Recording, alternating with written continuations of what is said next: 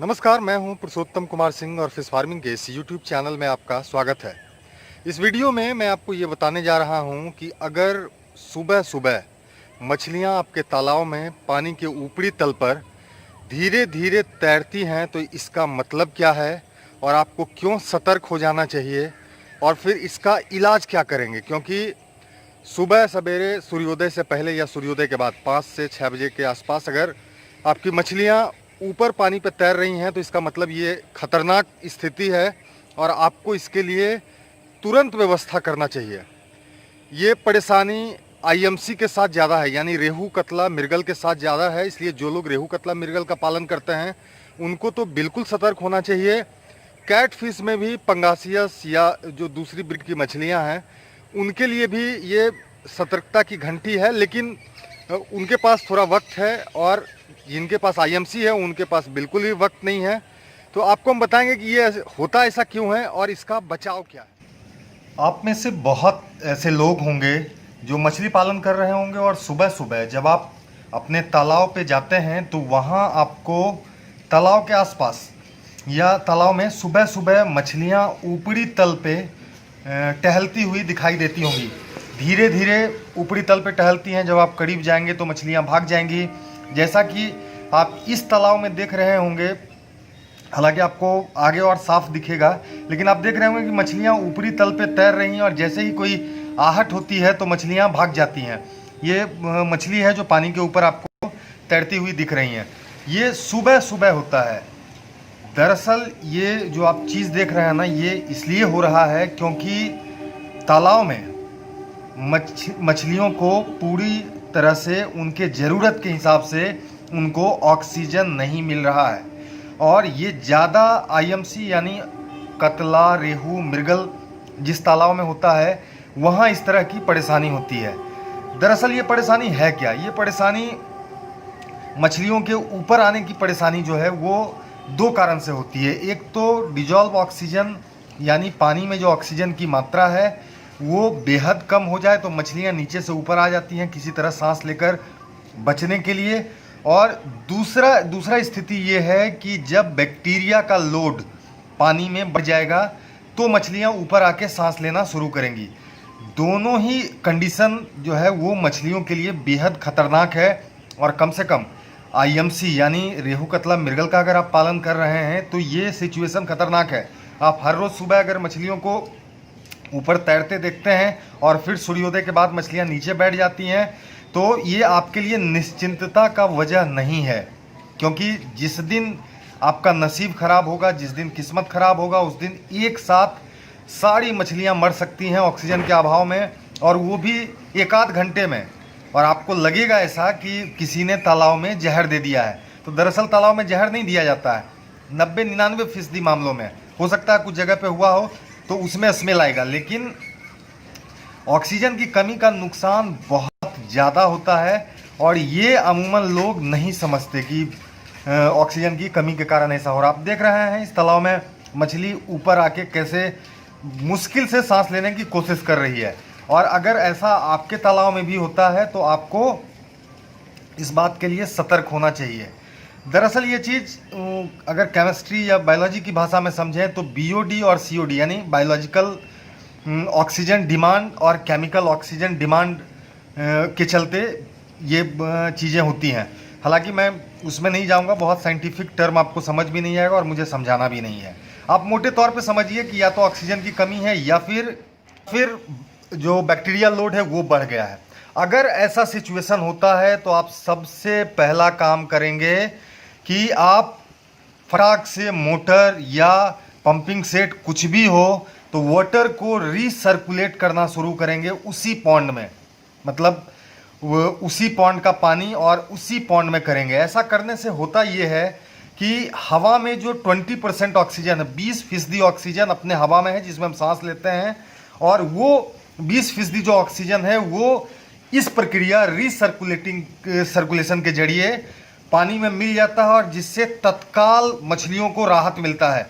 ये सबसे जरूर। उसके तत्काल बाद आपके पास अगर ऑक्सीजन का पाउडर है तो आप अपने स्टाफ को कहिए कि ऑक्सीजन का पाउडर बालू में मिला के पर एकड़ 200 ग्राम दिया जाता है।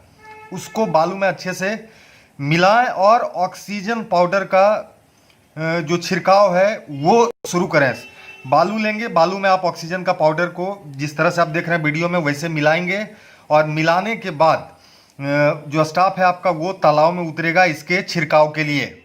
एक तरफ पानी का सर्कुलेशन चलता रहेगा, दूसरी तरफ ऑक्सीजन पाउडर जो है उसका छिड़काव पूरे पॉन्ड में आप करेंगे या करवाएंगे। दोनों चीज़ें एक साथ होंगी, मतलब पानी का जो सर्कुलेशन है वो चल रहा होगा और जो स्टाफ है आपका वो ऑक्सीजन का पाउडर छीटेगा।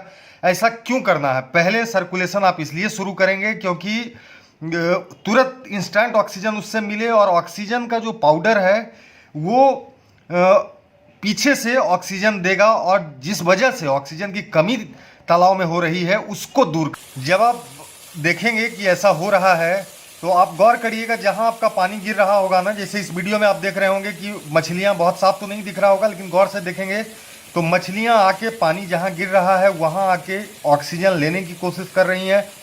इसका मतलब आप समझिए कि जब ये चीज़ होता है तो मछलियां बेहद स्ट्रेस में होती हैं और उनको ऑक्सीजन चाहिए जल्दी से जल्दी, और जल्दी से जल्दी ऑक्सीजन आप सिर्फ वाटर रिसर्कुलेशन करके दे सकते हैं क्योंकि ऑक्सीजन का पाउडर भी पानी में घुलने में थोड़ा टाइम लगेगा।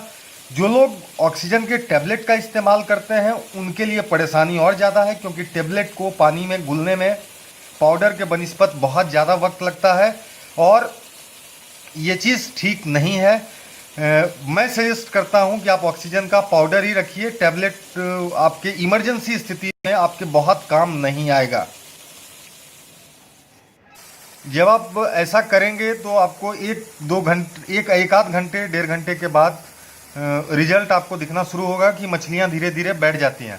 देखिए ऐसा होता क्यों है, मछलियों को जो ऑक्सीजन है ना वो प्रकाश संश्लेषण की क्रिया के कारण तालाब में मिलता है और जब मछलियां बड़ी होती हैं या ज़्यादा होती हैं उनके ज़रूरत के हिसाब से उनको डिजॉल्व ऑक्सीजन नहीं मिलता है।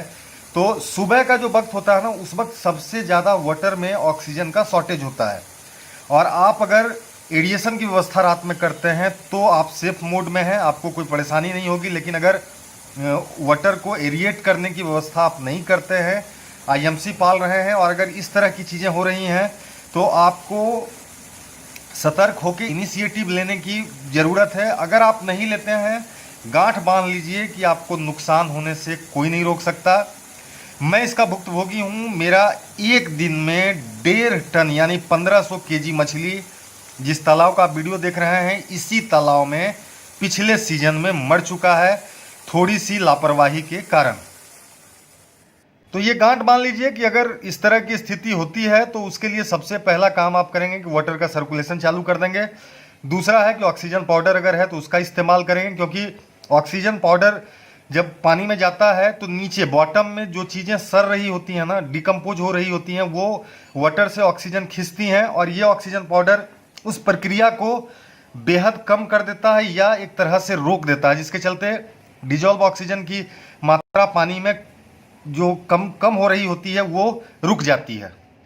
दुनिया भर के जितने भी विशेषज्ञ हैं, फिश फार्मिंग से जुड़े हुए लोग हैं, उनका ये मानना है कि ये जो वाटर सर्कुलेशन है इससे बेहतर और कुछ नहीं हो सकता है। इससे इंस्टेंट ऑक्सीजन देने का, अगर आप ट्रेडिशनल तरीके से फार्मिंग कर रहे हैं, फिश फार्मिंग कर रहे हैं और मछलियों को ऑक्सीजन की ज़रूरत है तो सबसे इंस्टेंट मतलब तत्काल और सबसे जो बड़ा व्यवस्था है या बढ़िया व्यवस्था है वो है वाटर का रिसर्कुलेशन।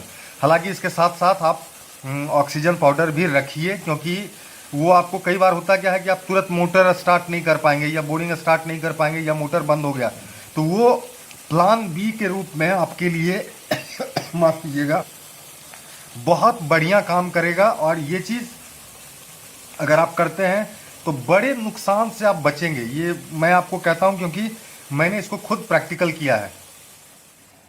याद रखिए मछली पालन में जो नुकसान होता है ना वो इन्हीं चीज़ों की वजह से होता है, वरना मछली पालन में नुकसान का कोई गुंजाइश नहीं है। कोई गुंजाइश नहीं है कि मछली पालन में किसी को भी नुकसान हो। लेकिन होता यह है कि लोग समझते हैं कि सुबह मछली ऊपर में घूम रही है मतलब मॉर्निंग वॉक करने आई है। कुछ लोगों ने मुझे बाकायदा कहा है कि सर मेरी मछलियाँ सुबह में बड़ा उठ के आती हैं ऊपर, बड़ा अच्छा लगता है। अरे वो अच्छा लगने वाली बात नहीं है, रिस्क है।